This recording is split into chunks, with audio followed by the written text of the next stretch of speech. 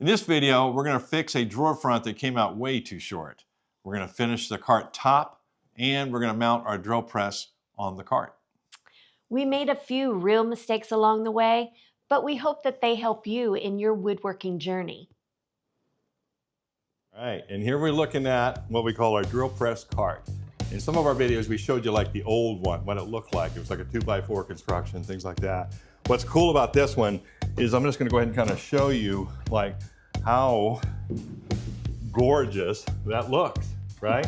I mean, we're pretty proud of this. We've never done anything like it. We built some wall cabinets, but now we're taking those skills and we're starting to apply it to redoing our carts. But Nana, what happened?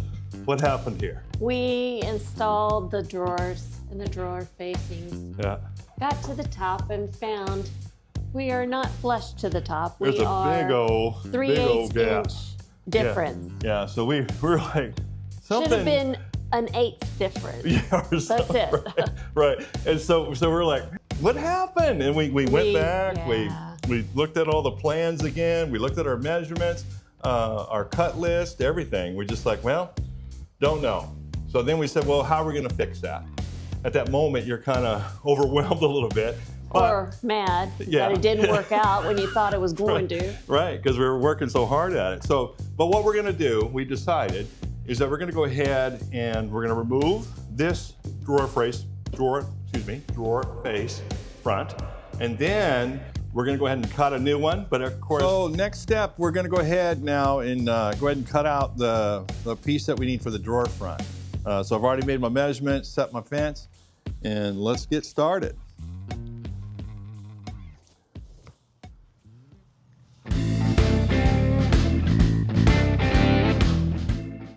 We're going to use a new tool. Nice, very clean. All right, let's prepare it. Okay, so that's when you know you're ready for the next cut. All right, good, that's marked. Okay, and then what I like to do with that mark is I have to always got to slow down and think about it. But basically, I'm going to take that pencil mark that Anna just put there, and then I'm going to line it up to one or the other side here, depending on what I'm doing. And so in this case, we want to keep this side, okay? So what that means is I'm going to cut on this side, right, Nana? Yes. Right there. Cut on your So I'm going to line that mark up on my right or left. This should be my right. Yes, it should be your right. Yeah. You're cutting off the left. Yep. So that's what I've done. I've got the pencil mark lined up on this side of what's called the curve. And so now I know when I cut it, this is going to be at 15 inches. Oh, got to lower my blade.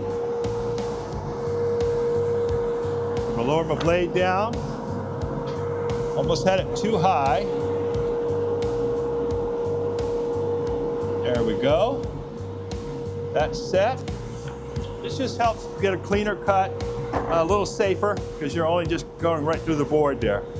Okay, so here I go. Okay. So drawer front, new drawer front, now been cut. We're gonna try it out.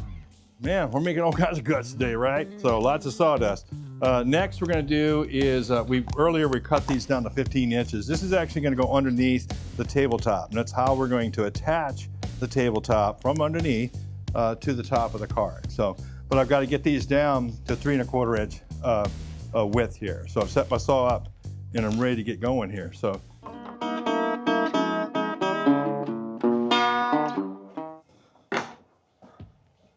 Money right there. All right, so now we're gonna go ahead and with our T-square, this is what I'm using. You could probably use a ruler, whatever you like, but I like using this to make sure that my measurements are more accurate, that sort of thing. But here I'm gonna go ahead and mark out, like, here's a 2 inch. So that's where my first pocket hole is gonna go. And then earlier I was kind of planning this out where I was thinking of the, am I on metric? That's not, yeah. Okay, yeah, that's metric. Okay, let me flip that over and we'll talk about imperial measurements. Yeah, so I was actually using metric side of the sword there. So, all right, So I got to be 2 inches from the edge. So I got my over there. I got my regular thing here. So I'm going to go ahead and mark it at 2 inches, and then I'm going to go about every 4 inches. So 1, 2, 3, 4. So right at 6, and of course 4 plus 6 is 10. I'm going to do public math, and then we're going to be 1, 2, 3, 4, 14, and then 1, 2, 3, 4, 18. And then 1, 2, 3, 4, and it just kind of works out. But I'm gonna go ahead and bring it in just a little bit. So I just want to make sure that's at least 2 inches there. Doesn't have to be perfect, but just close enough. All right, I'm gonna do the same thing the other side, and then the next thing we're gonna do is start drilling.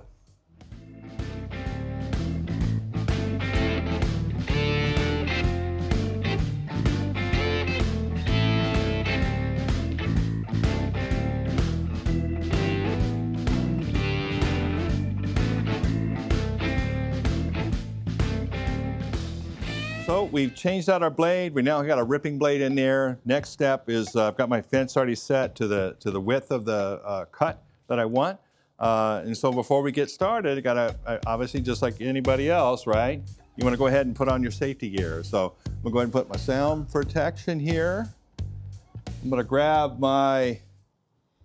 These are not just safety glasses. These are shop shades.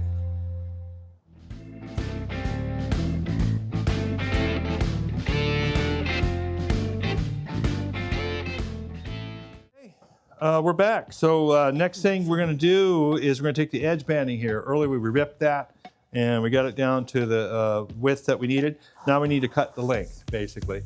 The top of our drill press cart is 23.5 inches, so that's what we're going to cut it at. There's a different way we could have done it, but this is how we're going to do it today. What I've done is I've set my fence to 24.5, and then I'm using a setup block. Basically, it's 1 inch. And then when I set that against there, it's going to help me use it almost like a stop guide. And then I'm going to go ahead and do my first cut, and then I'll check for the next cut. All right. And now we're going to go ahead and attach our edge banding to the top of our drill press cart. So to do that, I'm just going to use a little bit of glue here. Put that on. Usually I try to be as conservative as I can, so I don't have a whole bunch of squeeze out of the glue. And then go ahead and sometimes these are a little tricky. So what I'm doing is I've noticed that when I put this in, the screw's not, it's not pulling that joint all the way like I'd like it. So what I'm going to do is I'm going to help it out a little bit. Go ahead and put a clamp on here and kind of clamp it that way. I'm going to back the screw out a little bit. Same thing with the other ones. So this is real, not rehearsed mistake, right? Where you're trying to figure out like, hey, why ain't that going together? So I tried the other clamping. So what I'm going to do now is take this, I'm going to squeeze that, and what I'm looking for is a gap. Oh yeah, that looks so much better. Now, what I'm making sure is that, the glue from the edge banding in the plywood, it's really creating that good bond there. So I'll do the same thing with this. That's good.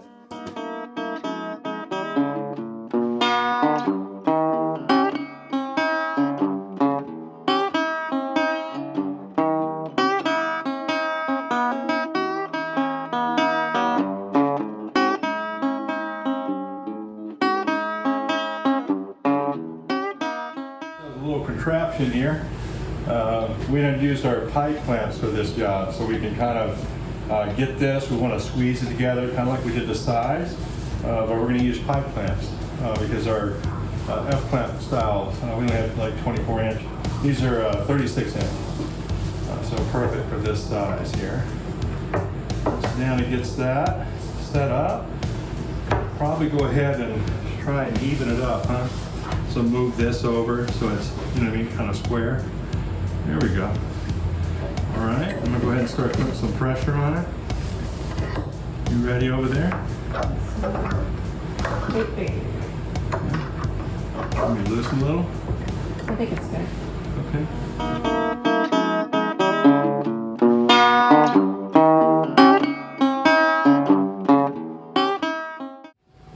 Okay. Yeah, I think by the time, I don't know, I feel like we could tighten that up a bit. Look at that. Oh, okay. Yeah. Yeah, let's just do that. Put it back in. This is when you say, okay, get another clamp. You know what I mean? Gotta get this sucker tight. Okay, before we do it, let's take a look again. Let's spin it up and look. All right. Oh yeah. See it? Yeah. Yeah, we close that up. Okay, good. All right. Oh yeah. Again, this is just part of woodworking. You know, you're gonna keep checking your work. Sometimes you get a second chance in this situation where you know the glue hadn't fully cured, and so we're able to kind of knock out the glue, put another clamp on there, and then reattach it. So definitely we're going to take, we're going to build a second one of these parts just like this. This will be for our bandsaw. This is for the drill press that you'll see here in a minute. And then we're going to basically build a almost identical cart for it. So we'll remember, like, oh, for this build or this assembly, make sure we use 3 pipe clamps. Okay. Take that bad boy out. Yeah, looks good. All right.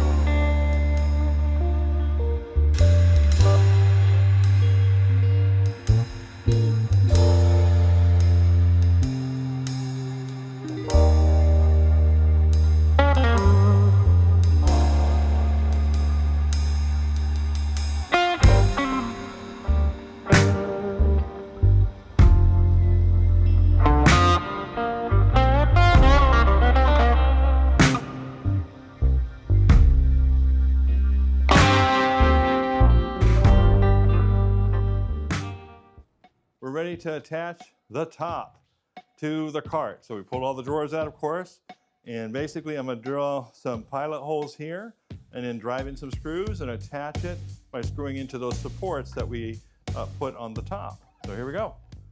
So there's our top. Now, we've already positioned this on here. We kind of centered it this way as well as this way. And then there's my 2 holes. I got me a nice long marker here. I'm gonna go in and go ahead and mark that. Here's my portable drill press from Rockler. First time trying it out. I'm gonna go ahead and drill.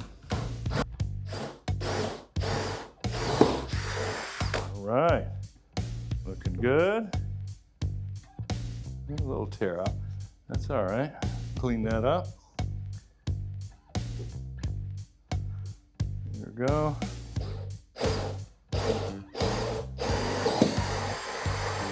You ready? Yeah. Try to match it up. Pretty close, huh?